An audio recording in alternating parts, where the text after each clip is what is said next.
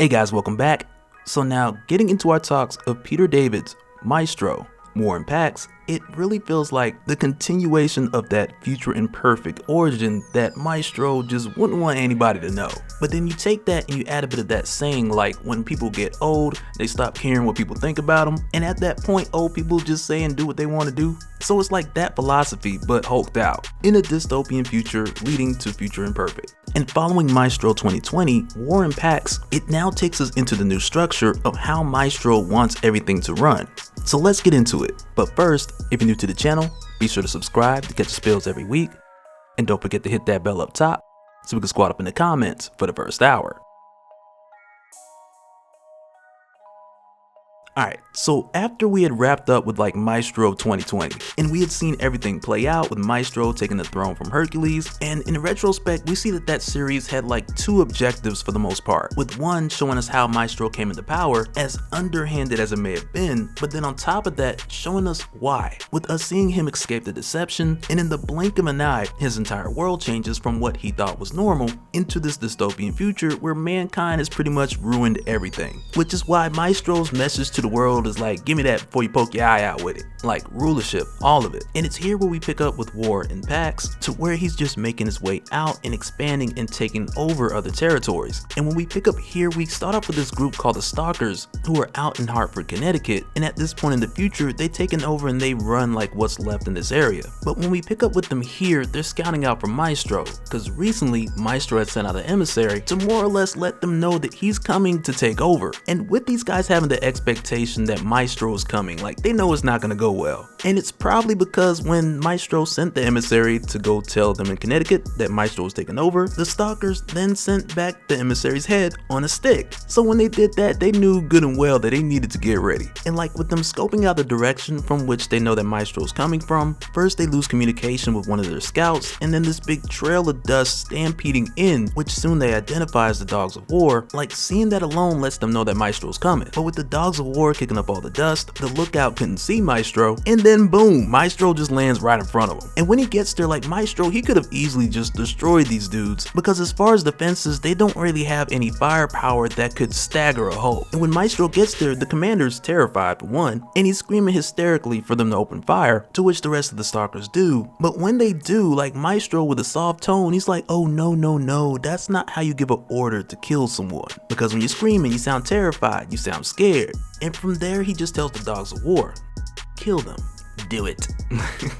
And I mean, he didn't say the do it part, but I got some Palpatine vibes just then, I don't know why. But after this, he then checks in with like the pilots from the Dogs of War, and it's here where we see this is like kind of like where we get this breakdown of how he conquers these other territories, with first sending a messenger saying that he's going to take over, and then when that doesn't go well, he just goes over there and takes over. But then you also have the case of the Stalkers, to where they're more than just like a militant group, they're a community. And within that community, you got kids, to where some of which with their parents fell fighting against the Dogs of War. And with those kids that were left over, Maestro was kind of like, ease up, like we're not monsters. So he then went over to talk to the kids, in doing so kind of like, hey, I'm Maestro, but you can call me Bruce. And the kid's first response was like, hey man, did you kill your parents? And he told the kids like that his parents killed themselves by fighting against him. Like he slick said that his parents killed themselves by fighting against him. But he offers them the opportunity to come with him back to dystopia, but they spit in his face, tell him go to hell. And after that, Maestro just goes to the pilot and he tells him, man, do whatever y'all was gonna do. And Maestro legit just had a bump them kids moment. And it's kind of like, man, like I don't even know who you are right now. But even with seeing that, it really just solidifies like what Rick Jones expressed with saying how far that banner had gone. And with Rick's speech of the son becoming the father, because it was more like something we would see Brian Banner do. But when Maestro gets back, he talks to the minister and he lets him know like he's come to the realization more or less, to where he knows that he can't just approach people with just the idea of just taking over, unless he offers it within a package that seems like it's something that the people had already wanted. And he gives the example of comparing it to JFK putting a man on the moon, which prior to nobody asked for, but 7 years after the announcement, it was done. And really just regardless of it being a race for the US to beat the Soviet Union,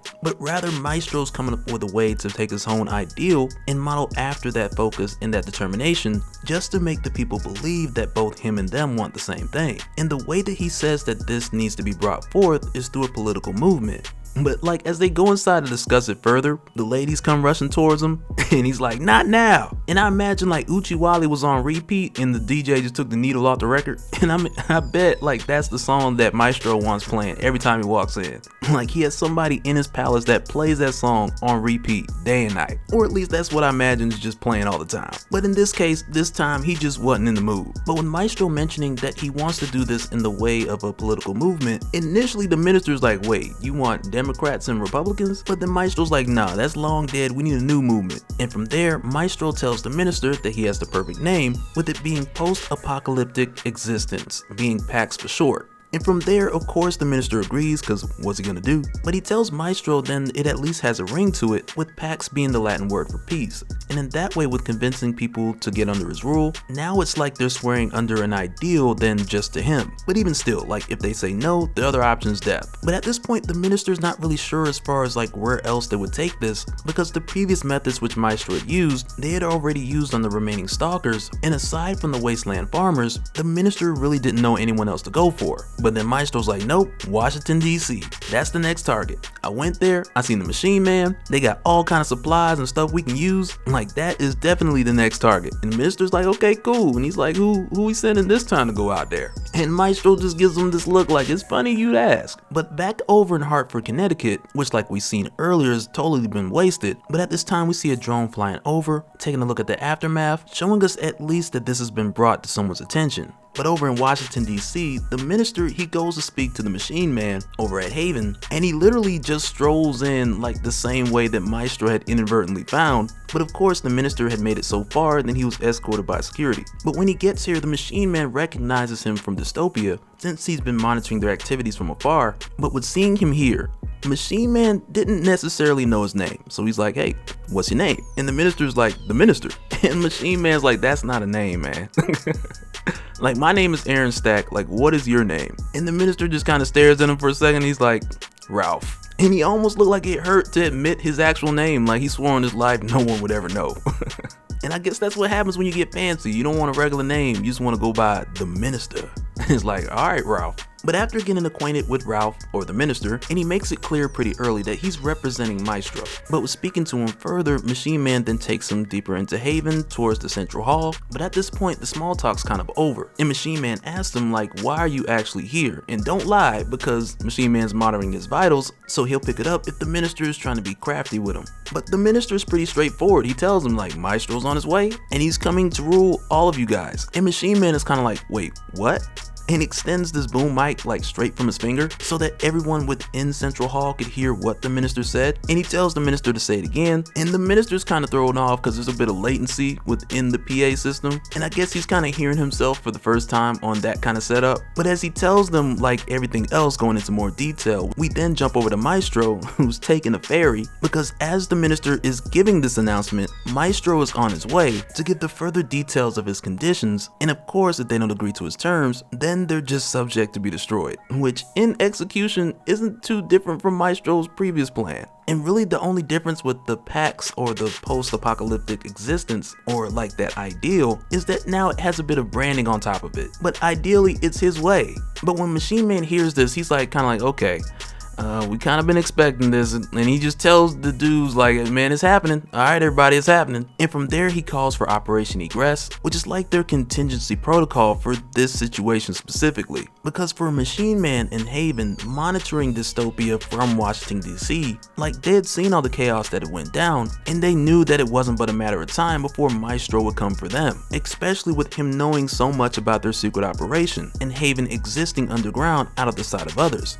But then on top of this, we come to see that this has been brought to the attention of the Pantheon, who's like this group that's comprised of descendants of Agamemnon, and they're made aware of Maestro's actions by way of Delphi, who has the ability of precognition, as well as like other moderate abilities that most of these guys have. And when I say moderate abilities, I mean like moderate super strength, slow aging, or higher than average durability. But aside from that, you have members of the Pantheon whose gifts do stand out.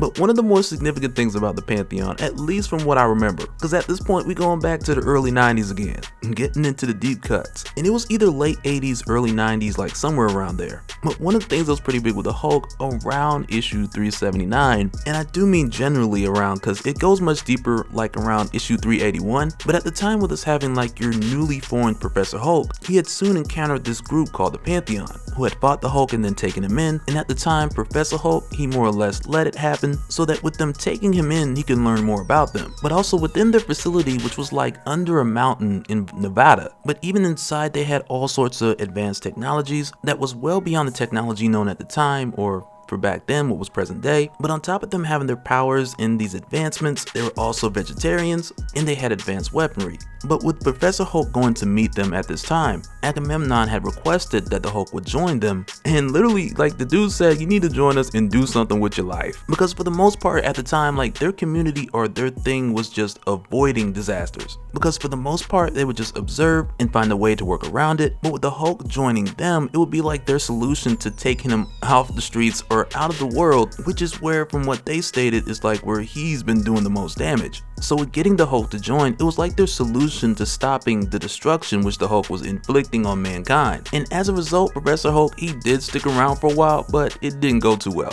But with the Pantheon also becoming aware, and I say also like aside from other cloaked figure, but when they become aware of Bruce's return, they meet up and they then have a discussion. But when they do, Atalanta, or just Lanta, she tells them that they're not gonna do anything. And her argument is that their focus is more so on saving the world rather than just stopping Bruce. But back over in DC, Maestro, he makes his way into Haven, and when he does, the minister's like, oh thank God. I thought my head was going to end up on a stake, and he gets out of there like super quick. But when Maestro gets here, Machine Man hits him with all kind of tricks, like the go-go gadget legs, and the smoking mirrors, or the smoking holograms. And to Maestro, like the different tricks, like they're kind of amusing, but even still, it's pretty obvious like this isn't one of those fights that Machine Man is going to win. Because with Machine Man, like all he really has is like all the convenient technologies that he needs like built in. And especially like in this form, none of which are insanely powerful, or at least not to your level of like Hulk busting ability. Cause like he's tough but not that tough. But as they're going back and forth, the minister, he's made his way out, and he tells some of the troops like to stay and protect him because Maestro, like he'll be fine. But as it turns out, Machine Man had left Maestro to fight with a copy of himself, because the plan wasn't to fight and defeat Maestro, but rather it was just to fight and distract him, so that the Machine Man could evacuate everyone out of there and get them somewhere safe before his other copy, fighting the Maestro, had self-destructed. And for the Maestro, like more than the physical pain, it was more like an embarrassment for him to get suckered into another trap to where an old friend just tried to blow him up again and kill him. So when this happened, it was just kind of like, I don't want to hear nothing about it. But after this, we then go back over to the Pantheon, who once again haven't planned to do anything about Maestro. But when we go back over to them, Lanta is then called over to the monitor room because the Pantheon has a visitor who's demanding to be let in. And initially I thought it was going to be Machine Man making his way here, but even still, I'm not sure if Machine Man is aware of the Pantheon, let alone their location. But when we see who this mysterious visitor is, it is none other than the cloaked shadowy figure, Dr. Doom. And it's gonna be pretty interesting to see how the initial encounter goes, and how it builds up to the future encounters between Maestro and Doom that we've seen before, because if it goes that deep, then it's going to expand War in Pax in a much crazier way than I expected. And so now real quick, I want to give a special shout out to all the Patreons. Thank you guys for all of your support. And for anyone who's new here who wants more information on how to support the channel, I got a link below to where you can go to patreon.com/dopespill. But that'll do it for this one, guys. Let me know your thoughts down in the comments below, and we'll do it again in the next one. Alright, later.